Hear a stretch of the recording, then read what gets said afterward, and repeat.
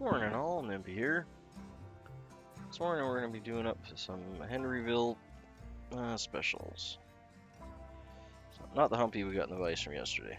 Pop that guy out.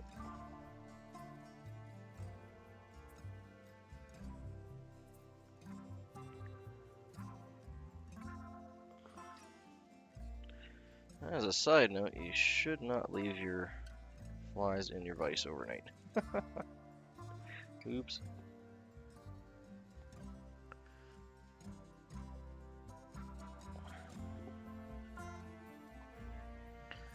Okay.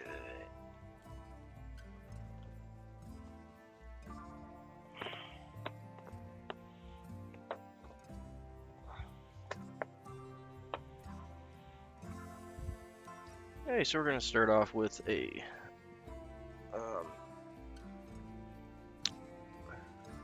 olive dubbing for our body.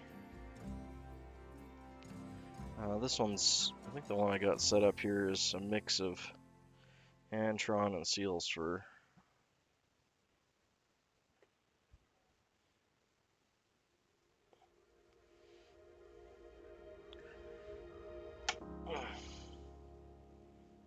There, I need to oil that vise up.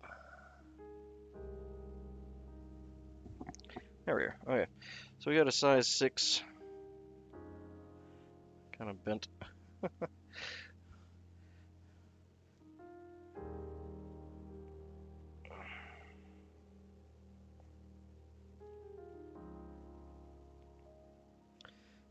second, let's get him back in frame. Yeah, that'll do. There we go. So we're going to be tying this on a long shank, size 6 Aberdeen hook. You can tie these in a multitude of different hook sizes and styles. They do represent like a larger adult sedge or caddis. The wing formation. So a longer shank is generally going to be more effective for you, but if all you have is standard shanks, they'll work.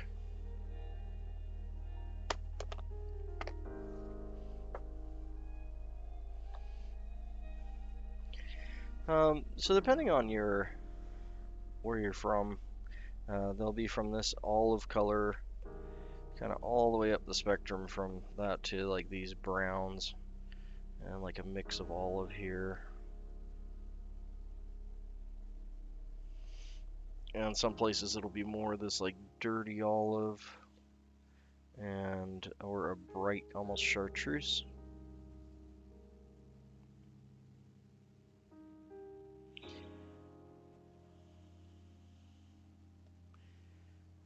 I think what we're gonna do is I'm gonna mix a little bit of, I'm gonna mix mostly this one here, this light olive. I'm gonna be mixing in a little bit of this dirty olive up top.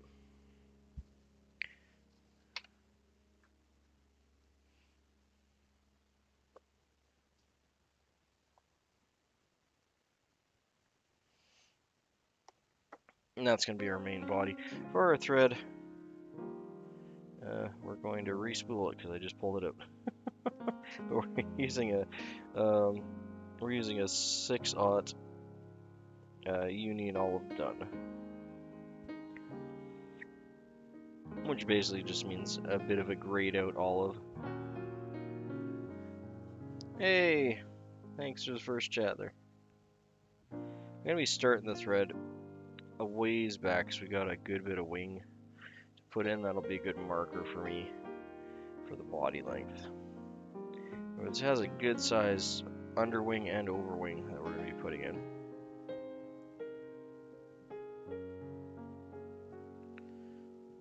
Keep bumping into my bobbin holder. I'm just going to do 3 or 4 wraps at the back end to secure it. Just above the barb like that. That's perfect.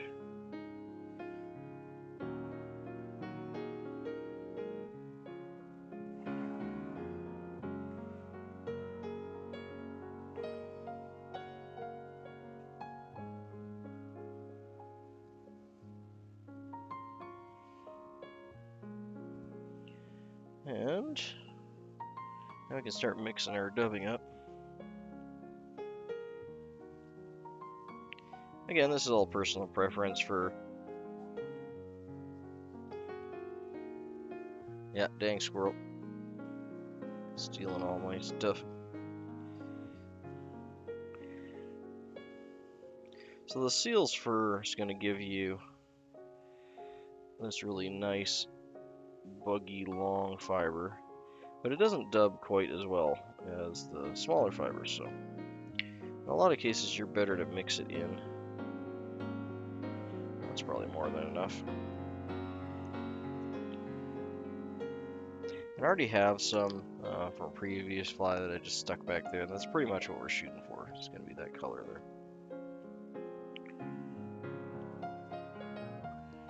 And this is an antron. This is a older... Oof, that's probably too much. This is an older, like antron from the 70s, and it has these really nice crinkly fibers. And just a multitude of colors in it. It's like almost like if you look at it in magnifying glass, it's more like a rainbow. So it really helps to catch the light, throw it around. I'm gonna try and make up enough for probably 2 or 3 flies here.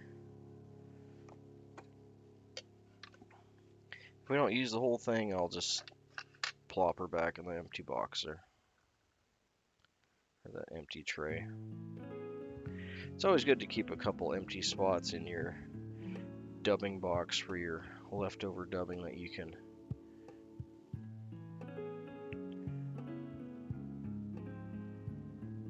pop it back in after, and then you don't have to waste your dubbing. You can always, a lot of times they're all obviously colors you're using, right? So you can mix them together and it will definitely work for a fly at some point.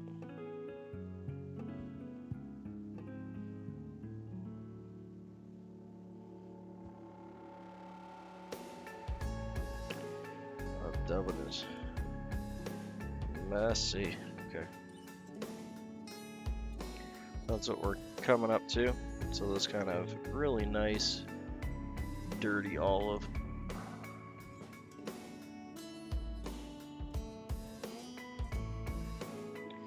Feeling this is going to be a little bit on the harder side to get to start to dub, but we'll manage.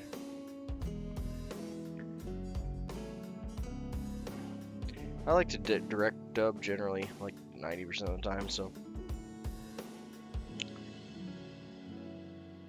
Oh, actually before we do that, we want to tie in our hackle feathers, so we're not tying it on top of our dubbing. 1 second. And for that, we're just going to be using hackle feathers. Oh, mine too.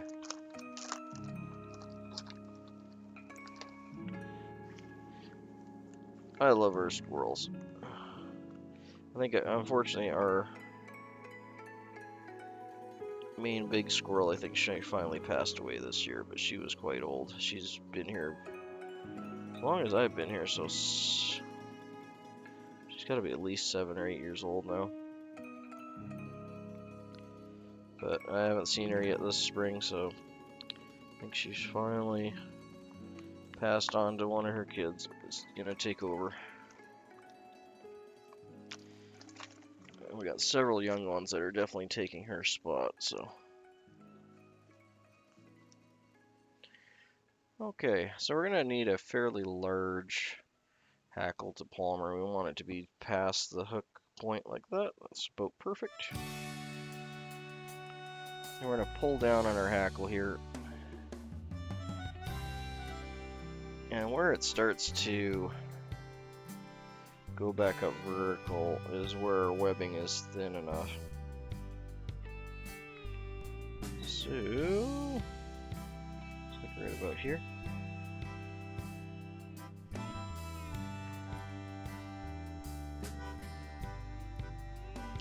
I'm gonna save the end for some nymph legs. Yeah, totally. I will miss her. Put you in there. I can't put you in there. Yeah, we've had many an arguments, many a pine cone thrown at my head.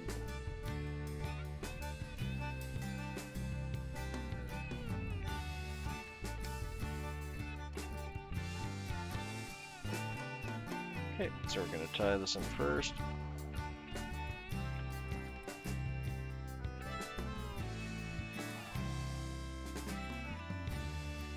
So I'm going to remove a bit more here. I think we're a little too thick. Right there. That'll do.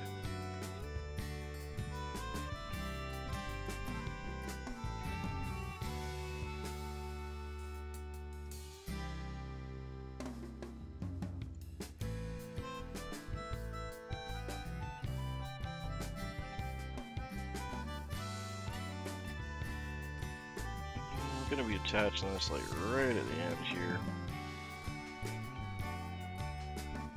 I could have kept a much longer racus now that I'm thinking about it, but I'm sure it'll be fine. And we'll walk our thread right back to the start and get our dubbing set up. That's a fairly simple and effective fly. These are generally more fish in the late season, once all the hatches are up. And they're a big meal for a trout, so.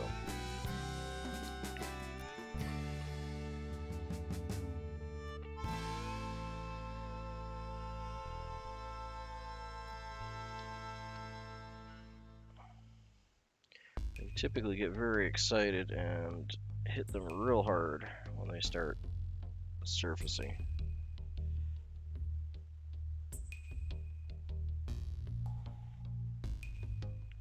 Oh, Blue Jay's out this morning. Hey, Blue Jay. Got a family of Blue Jays that comes back every year, and they just started coming back a few days ago. It's good to see them back. They're fat this year, so they are doing well. Now we're going to be building up a taper on this to being fairly fat up to the thorax.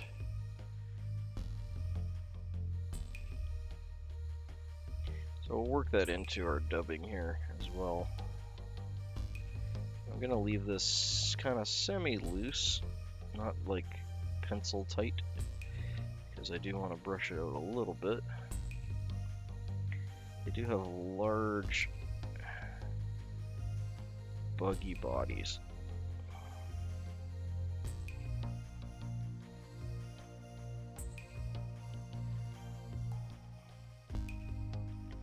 Sometimes a seal fur hair can be a little on the long side for your first couple of wraps, so it's good to get the first couple of wraps in on a tight one, and then I'll let it loosen up as you go down. And I might have to tighten this as we go, but we'll see how the mileage varies.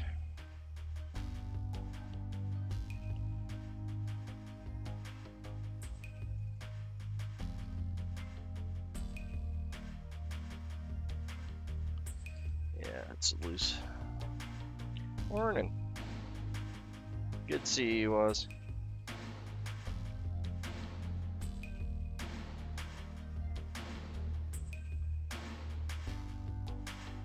Yeah, that's what I want to see. I want to see it spinning like this in the back where it's still a little loose. I like to see that. That's good. That means I'm going to have a good... Oh, that went a little loose on me. Holy cow, I might actually need just a hair more. Or am I going to make it there? No, I'm not going to quite make it. Oh, wait, 1 second. Just a little more.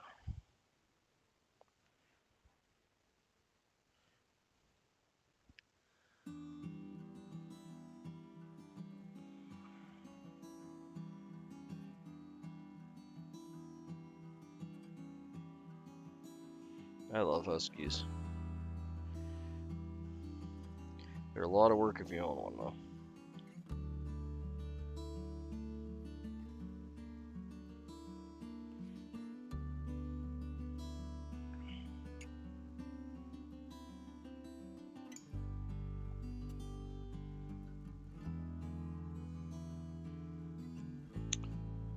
And still need a little more. Interesting. Really didn't think it was going to take that much.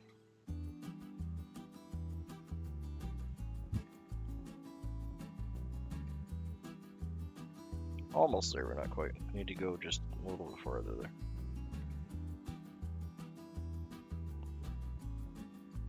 But overall, I'm happy with that body shape for sure. It's going to work out well.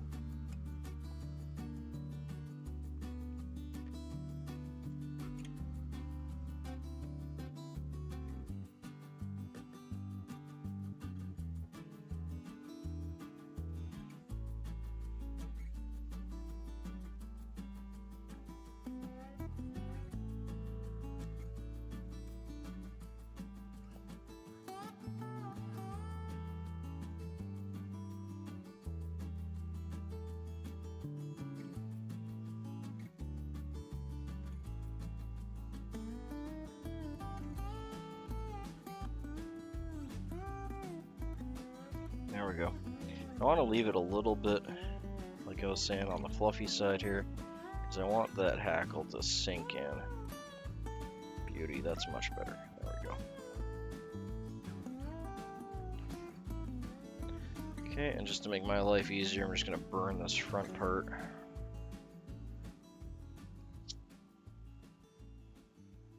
So I'm not dealing with all those front fibers. Smells like Sasquatch.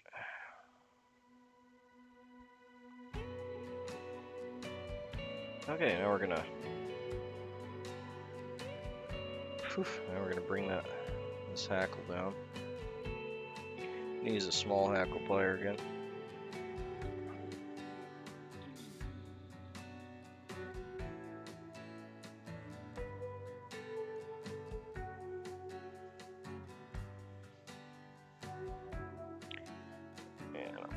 Going to avoid that hook point, and we're just palmering this up. Now, all the books I've seen tying this, and it's not my preference, but they have the hackle palmering forward like this, so I'm doing it the opposite I would normally do. You can see the hackle fibers are pointing forward. I'm assuming that's to move water, because it is such a big bug. Normally I'd palmer it with the hackle fibers facing back. But this is what the patterns look like they're calling for, so that's what we're doing.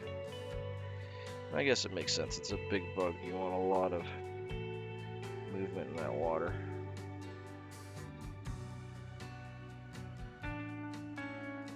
And that will draw and move a lot of water as you're stripping it.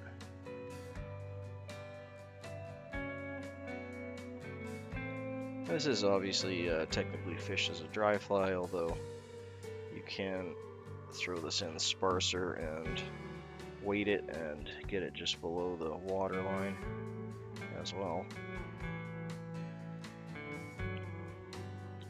Fish typically like to just murder these right above the water line though, so it's a lot of fun to catch these, or catch fish on these, because they just hammer them.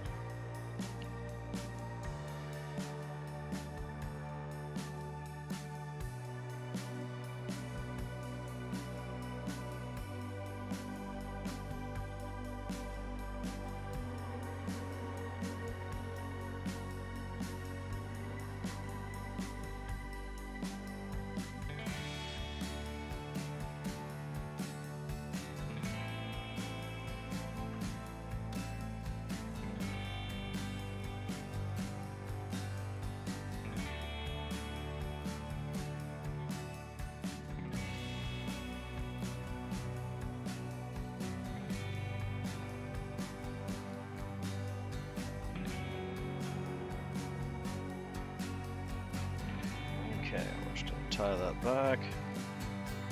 Same thing, I'm just going to hold my thread back here and we're just going to toast those off. It's the quickest way to do it.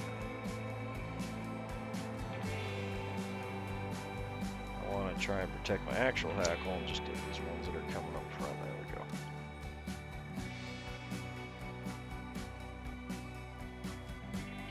There we go. Okay, there's another step that I'm not going to be doing that a lot of people do, and there's nothing wrong with it, and that is to clip the top fibers here off. So you just take your scissors, clip along the top, and just leave the bottom. I'm not going to do that because the original pattern doesn't call for it, and I don't think it really matters one way or the other, to be honest. Okay, so the next thing we're going to do is an underwing. And the job of the underwing is to provide substance or sustenance. That's not even the right word. Structure for the top.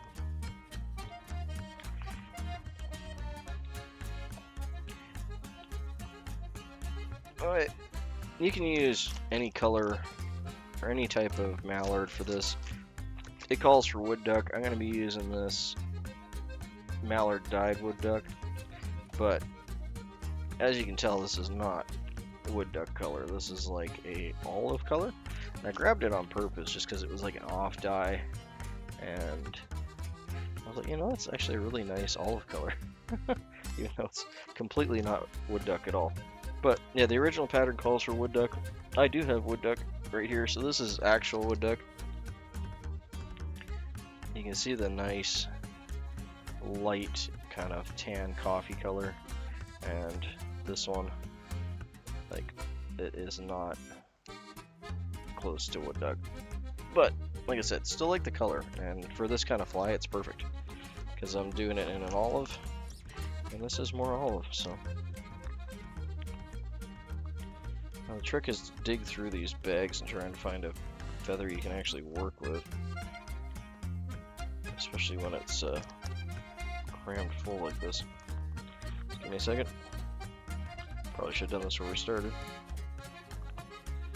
I'm gonna need a bit longer one. These ones are all pretty small. Let's see if I can sort one from the outside of the package here. Normally these darker ones are bigger, so I'm gonna go and try and pull one of those out.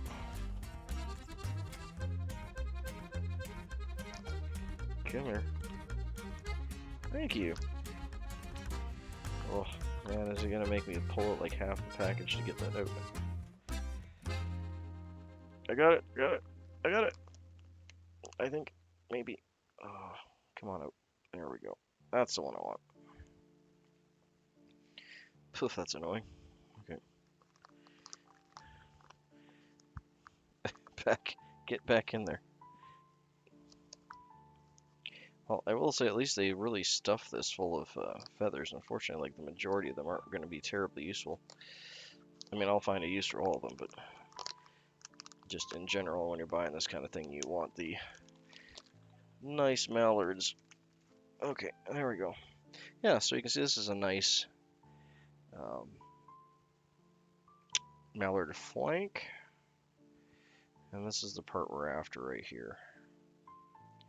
I'll be able to get maybe one fly out of this side. You can see this is a very left side? Yeah, left side. Very left side of the flank of the mallard. So it's really heavy on this side of the feather. You can see how much more feather there is on one side than the other, which is fine. It's not going to hurt nothing for this pattern. The patterns that we would tie with.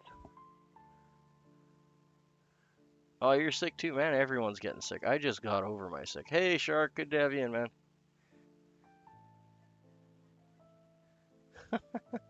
But yeah, we'll be able to use this side here for our under feather. We want to get rid of all this wispy junk on the bottom. It's not going to help us at all. So all of this, including this first little flip of feather.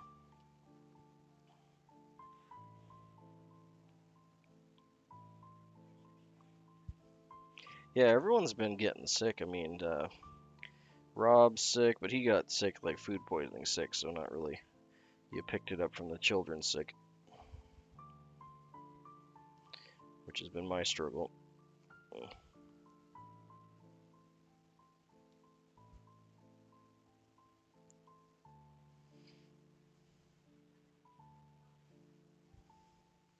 There we go. Okay, sorry, I just had to prep that.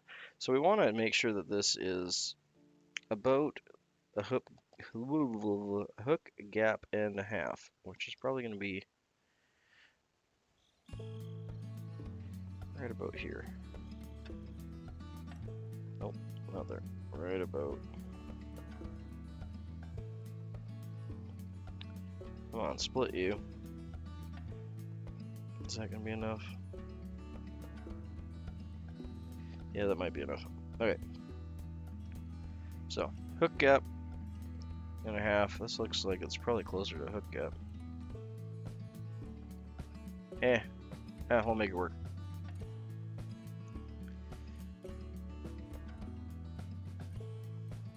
Now, depending on your mallard, you can either rip this off. On a lot of mallard, it tends to let go, so I'm going to actually cut it off.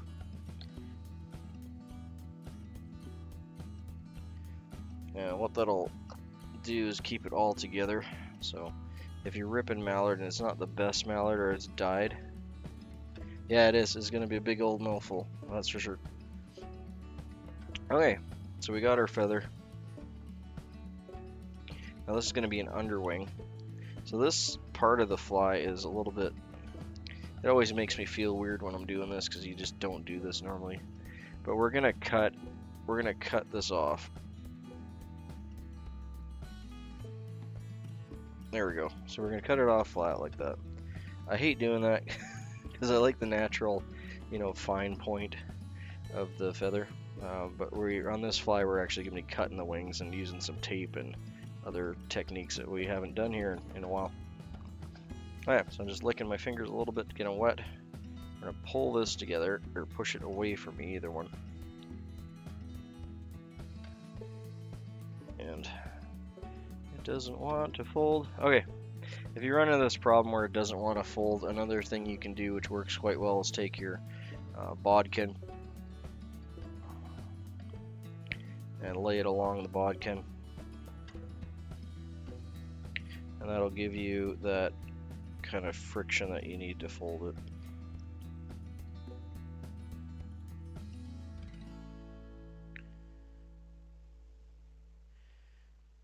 Yeah, as soon as I say that, it doesn't want to do it. There's just there's a little damage spot that's causing it to want to fold before the point where I want it to fold. There we go. Oh, it still didn't want to do it. Come on, buddy. Anyway, we got her. So I fold it in half.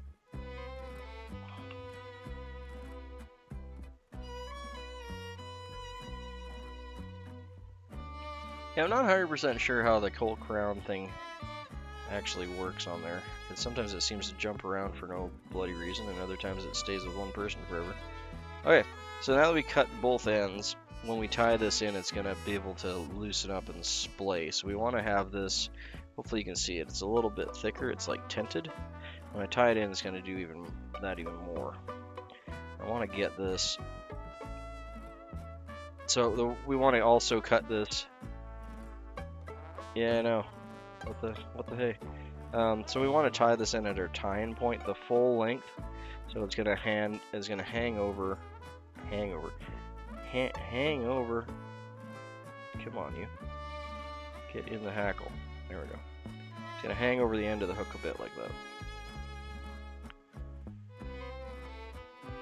Dude, stop fighting me. Come on, you want to become a fly, don't you? And we're gonna do a.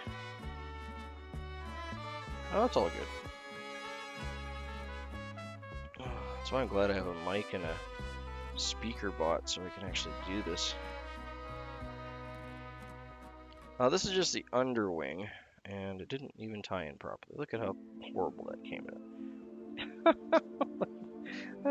This is not even close to what I want. Okay, let's try that again.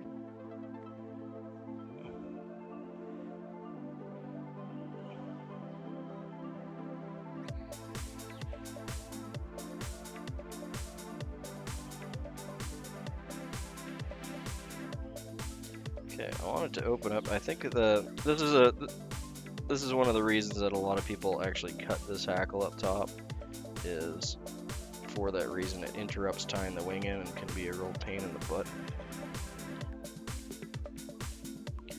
Yeah, knitted socks are nice because you can repair them, and they're comfortable, and they let sweat through. That's why they're comfortable. Twist it again. Come on. Yeah, I kind of thought this guy might do this kind of thing when I got him out of there. Alright, let's try again. We'll make it work. It's so close. It's just laying one direction. So I'm going to turn it the other direction and counter that, and we should have it straight.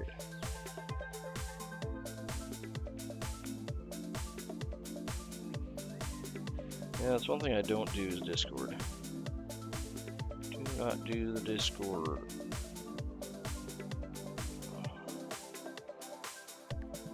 Really now it goes straight, but sideways.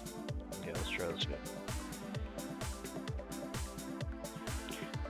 Normally this part doesn't actually fight you that much. So, there we go. Okay, that's better.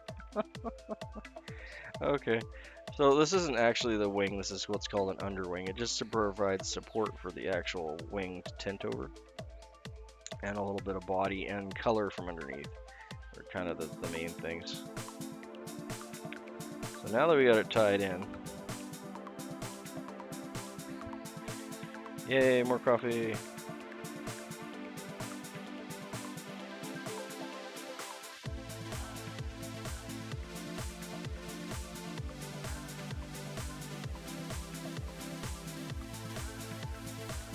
Yeah, there we go.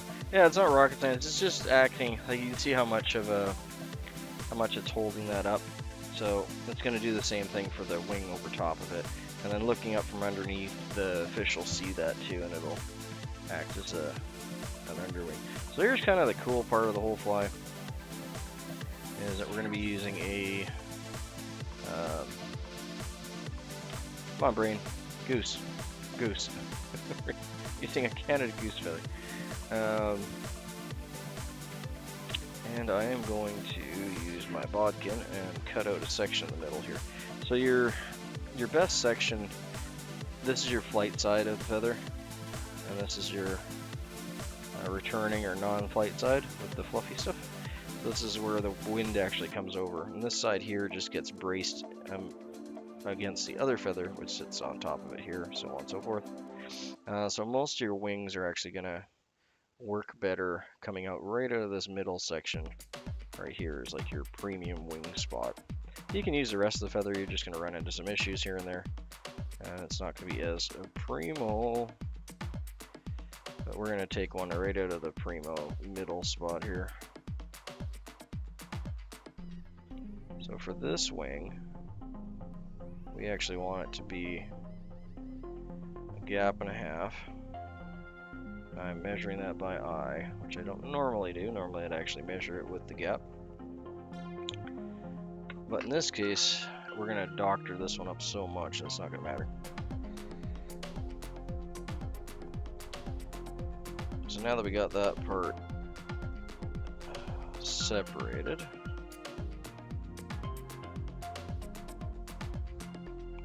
these are nice thick quills too. This one's gonna be nice. Gonna gently get in here and cut this piece out.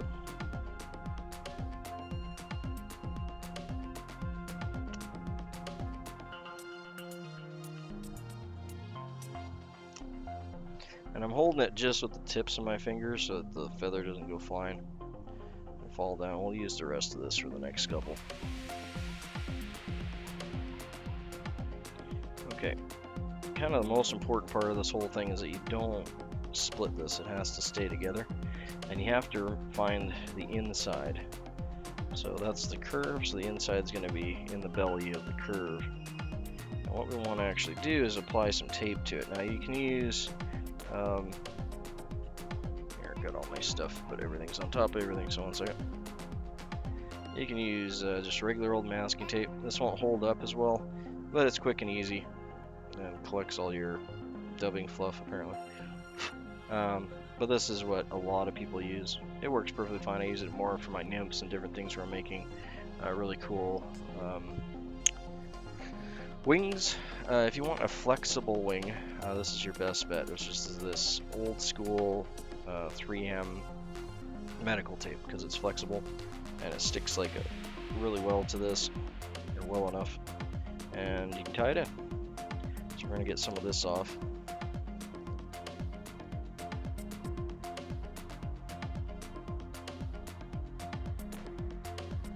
Now the other option, the third option, which again a lot of tyers do, but it can be a bit messy and requires a lot of prep. You do end up with a much better wing, I will admit, but you can use Mod Podge or different, they do make specific fly tying ones. That is not Mod Podge.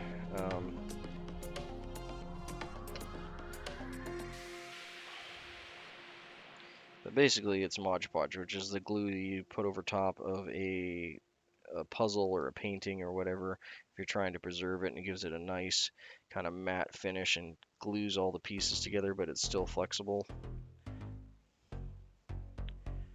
You can get that pretty much anywhere at any craft kind of store. Alright, so we got our wing stuck to the tape,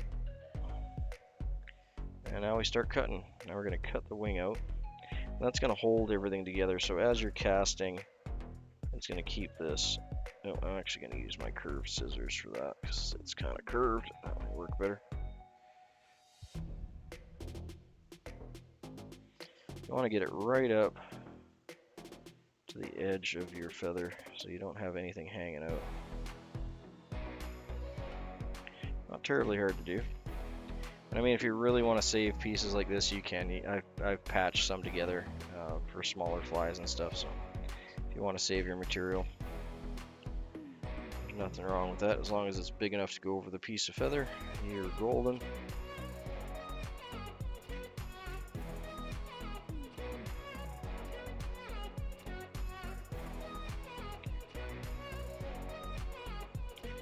And this is what's called a tent wing. I'm feeling now that I cut this out that it may be like just a whiff too small. But we're going to find out in a sec here. But although this is a really cool pattern, it always, I dropped my tape. That's fine, I'll get more. I always feel like it's kind of anti-tying technique. Like it just doesn't feel right in the sole to tape your feathers and glue your feathers and all this stuff. But it is what it is, and it ends up with a really cool result in the end. And that is basically all it needs at the end of the day. So there's your quill. This is incredibly durable now. Like I'm not going to break this. That was the whole point in the whole thing. Okay, so now that we got it, there's always going to be a bit of a curve, unfortunately, with every feather. So you're just going to kind of try and get the most squared off section in the middle. So we're going to cut off this here, and we're just going to go right about here.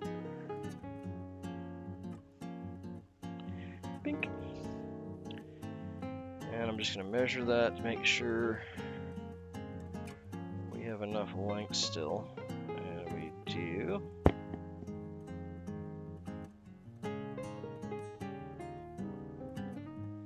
And I'm going to be cutting this off with a triangle in the middle here.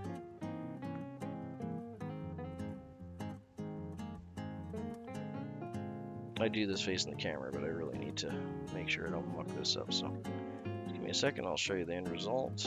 It should be fairly obvious what I'm doing. There we be. Alright, so triangle.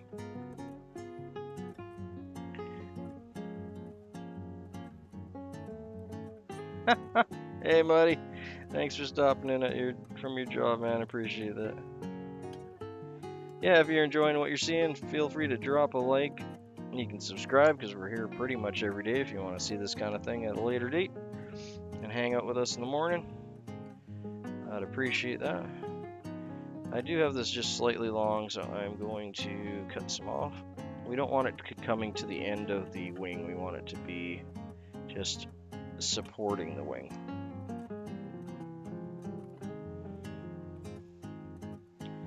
And same thing on this side. I'm just going to square this bottom up just a little bit. There we go. Okay, and again, using our bodkin, we're going to lay this on the bodkin.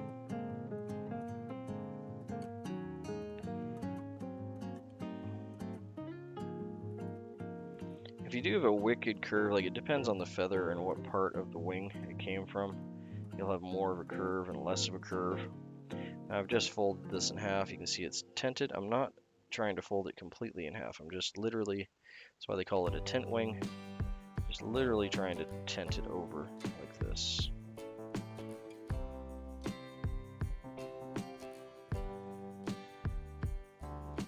There we go.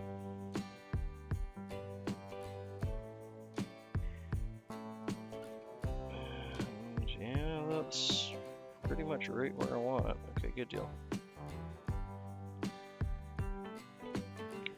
Try for a soft wrap. Pin this right down on top.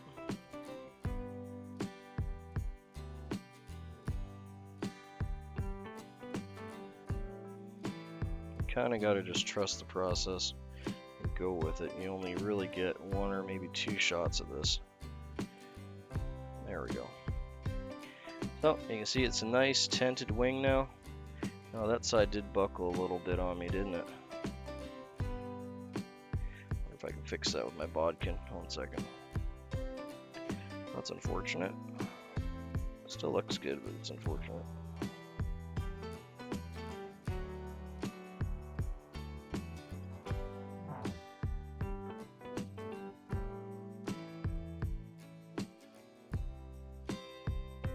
There, not too bad. I like the look of my side better, but you know, that's what I was shooting for, more this side here.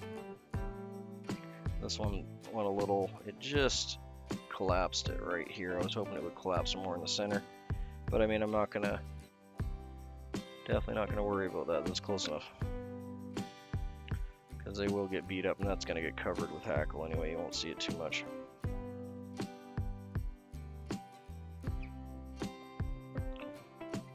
Just gonna sharpen these up a little bit.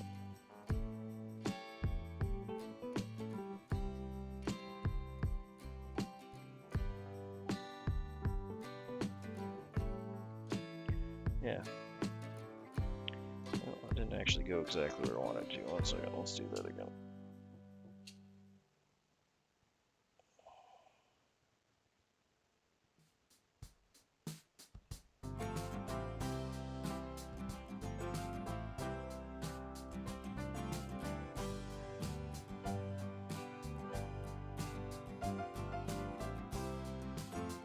Really do this part before it's on the fly, but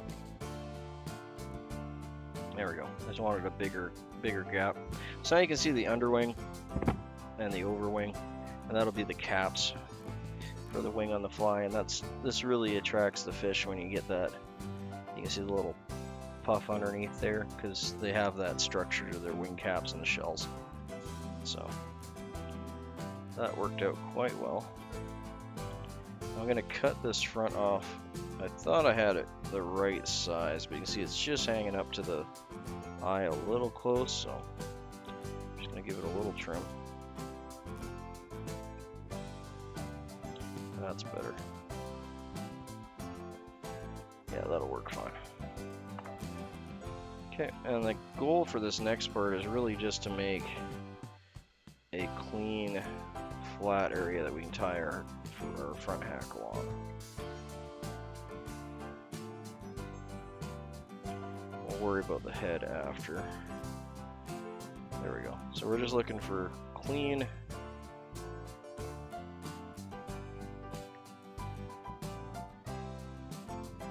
kind of clean, flat area right there to wrap the hackle on. That looks perfect. Thanks. And we're going for red hackle now, or reddish brown. It's your typical Adams. That's why I like buying one of these Adams capes. It's just such a great investment because you can use it for so many flies. Let's see how long we're going. Put the shank length, so probably one of these guys.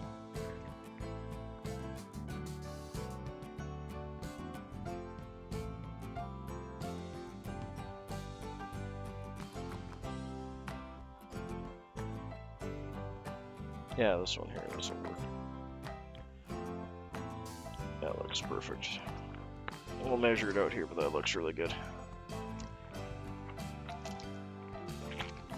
Back in the bag with you. Okay. Beautiful hackle. Okay, so I'm going to pull it down. Oh, there is a bit of damage right there. So it looks like we're going to be pulling it out right about here.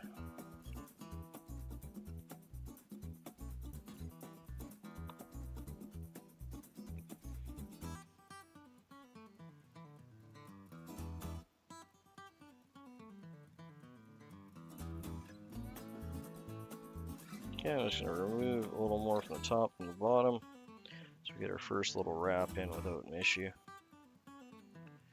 Like so. Shiny side towards me. For you if you're tying. And just binding that in all the way up. Got one hackle fiber sticking out there.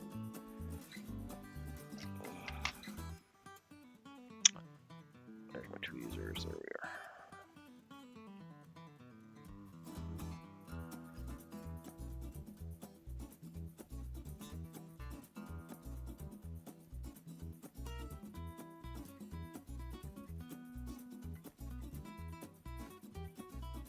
Probably should have got this with the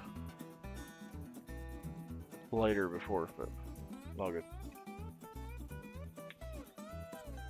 Okay, we're gonna move our thread down so we're just above where we're gonna do our head.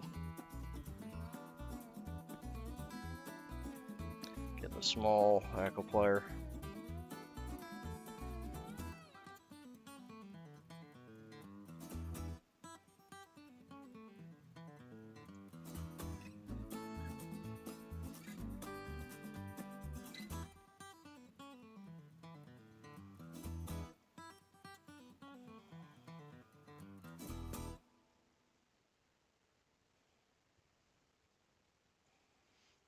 This has a nice big kind of elongated bushy head because they have a lot of legs and they're big and they have this nice kind of auburn color change to the front of them, so it helps to bring that out as well.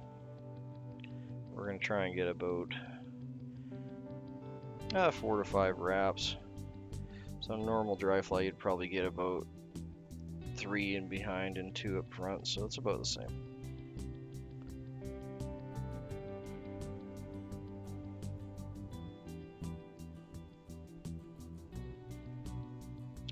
This is a HenryVille Special. If I didn't say the name of the fly, it's in the description, but generally someone will ask. So it is a HenryVille Special.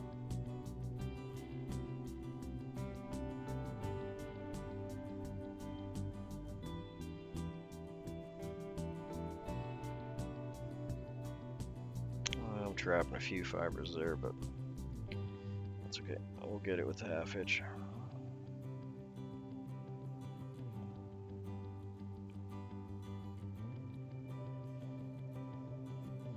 There we go. Now we can half hitch and build a head. I'd normally half hitch before I do this, but I'm gonna cut this off first and then we'll get our half hitch going.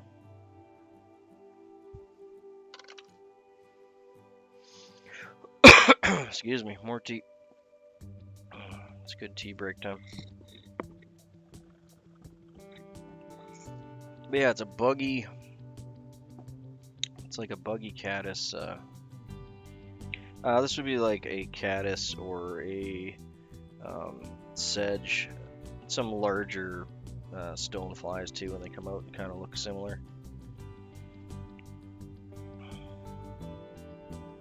The big old bugs that come out in the end of this summer. I'm gonna just hide my thread here.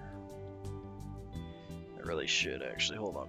I should do this proper and get that tied in with a half hitch first, in case I nuke my thread.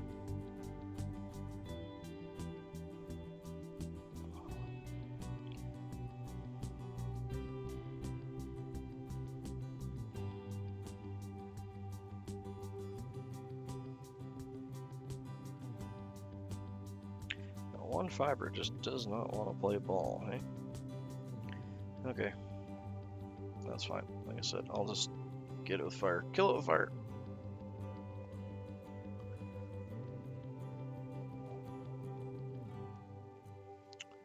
And then it just goes away. Okay. Well, showed it who's boss.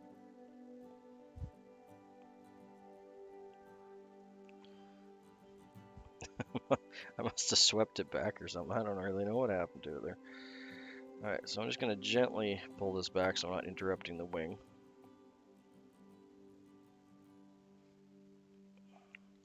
Try and get these top ones back. Just a little bit so I can make a good head on it. Most dry flies I don't bother with a head, but again, this is a large bug, and they have quite bulbous heads on them. So I do like to make a decent sized head.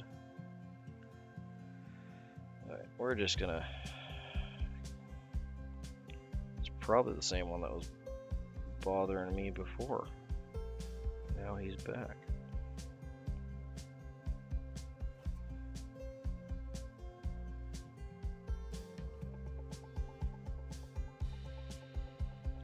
There we go.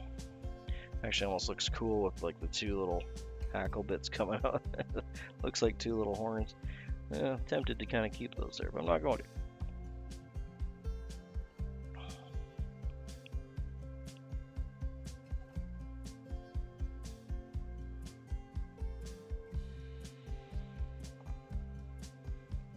Okay, we'll use our larger half hitch tool and get the half hitch to the back of the head here. Just two, and then we'll whip finish and put some cement on it.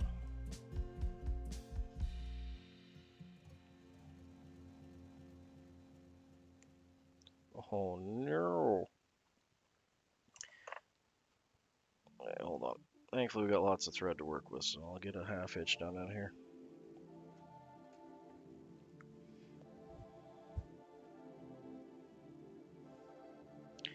My bad, I pulled way too hard.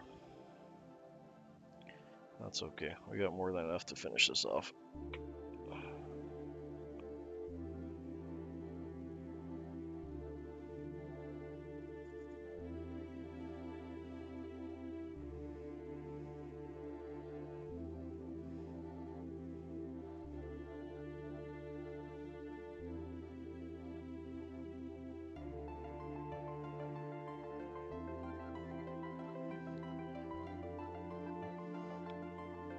Not 100% ideal, but you gotta remember that half hitch is the same knot as your whip finish. It's just not continuous. And we're gonna have a good amount of cement on this too, so it's not gonna make any difference. It's not gonna come apart.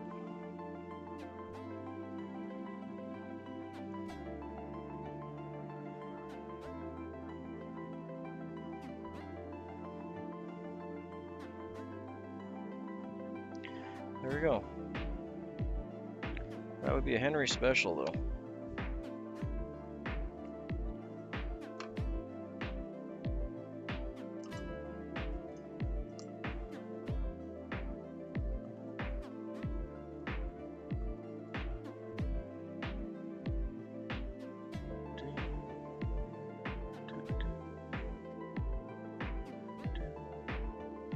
Sorry, one second, just adjusting my stream there. Alright, so we'll get some head cement on there, a little bit of Sally Hansen's to varnish it up.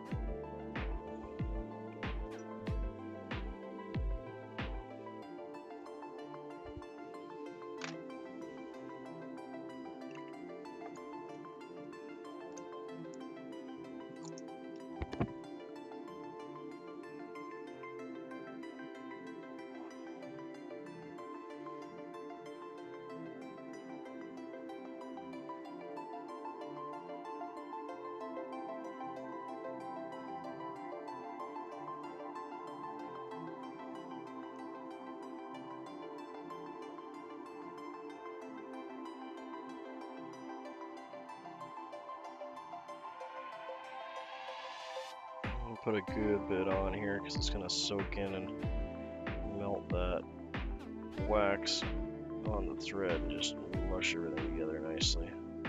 And we'll put a nice cap of Sally Hansen's on it.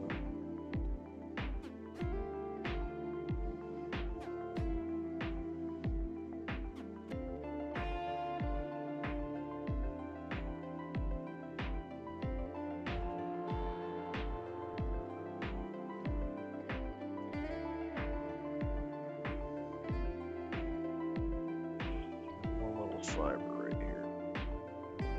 There.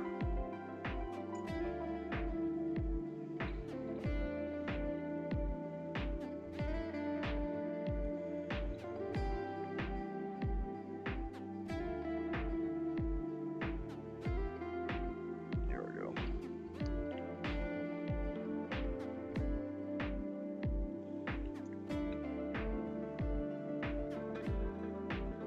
I'm just looking for a... There, that'll do. I like these curved biots just to clear the... Yeah, like I said, I like this side of it better because I'm always looking at this side, so I always get one side of my fly always looks better than the other. You can see that very small where it dented in a little bit. That was more just the way my fingers are holding it, so honest mistake, but I mean, no one's gonna, the fish aren't gonna care. And it still looks decent, but it's just the only thing I would have done a little bit different. You can make them big too. Some people really like to have big tent wings on theirs. I like mine kind of moderate like that. I find that they, if you make them too big, excuse me. Oh. Sorry, just got a nose full of the, this is a brand new bottle of the nail polish and it's quite robust in its fumage. Ugh. I actually enjoy the smell of it, to be honest, but it just hit my nose in the wrong way. Yeah, exactly. And honestly, if you're going in a fly shop, you're going to see gobs of little mistakes like that. Because they're just going to be mass produced. Okay. So this is going to take a minute to dry, but you can see how it gives it that nice, I really like that. You won't necessarily see that on a lot of flies, and they'll be tied typically with black thread.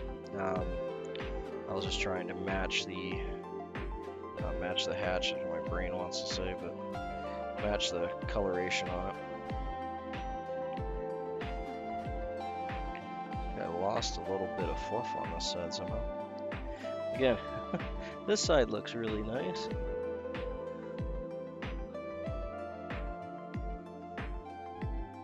Yeah, obviously being a little picky. Okay, let's bring you back into straight. That is not straight, sir. That's straighter. That's good enough.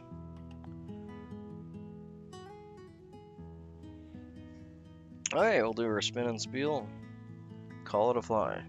1 second, guys.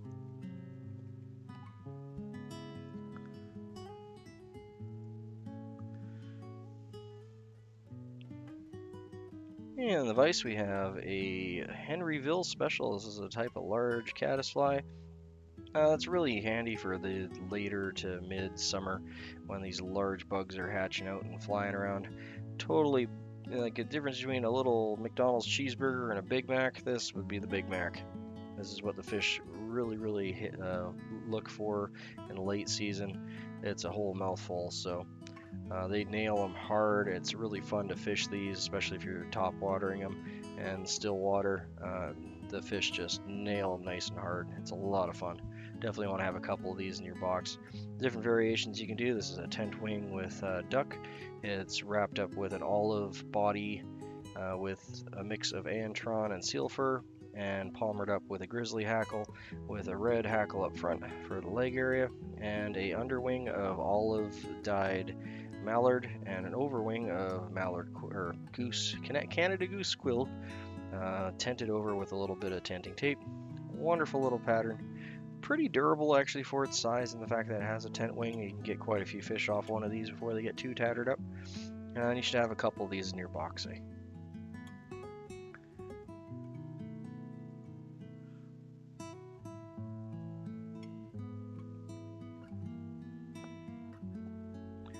There we are. Well, thanks for hanging out with me, K-Fish and Muddy and Shark. I think Shark is still here, maybe, possibly. Um, yeah, no, it's been a good time. I'm actually just gonna do one of these because I'm gonna go out and it's a little bit cold and really, really foggy this morning. It was raining all last night, and we're right around that dew point, so it's that kind of weird cold. Like it's above freezing, but not. So I'm gonna get some firewood cut and get a fire going, dry the house out, and yeah, start my morning before I have to head off to work. So I just want to thank all of you for stopping in. I'm really happy with this guy. That's a HenryVille Special. Maybe we'll do up some more of these later. I'd like to get a few more of them done up. Yeah, I'm gonna cut out. I was gonna do a couple more of these, but I'm gonna cut out early, like I said, and get my outside chores done here before the rain starts up again. I just noticed it stopped raining. No, it's all good, Evons. I get it. I do the same thing a lot of times. I can watch YouTube while I'm working. I just can't comment and all that stuff. Yeah, it's super foggy. I can barely see my chicken coop from here. And it's been raining all night, and it just stopped raining, so I want to kind of get outside quick and get my outside chores done before it starts pouring rain again. But, you know, more rain that happens, the quicker we get to open water and the faster I can get out fishing again. So, yay. You guys all have a good morning. Thanks for stopping in and hanging out with me. I thoroughly appreciate it. And thanks for all your support for the last couple days here. I'm working my way towards that 4,000 watch hours, and hopefully we'll be there in the next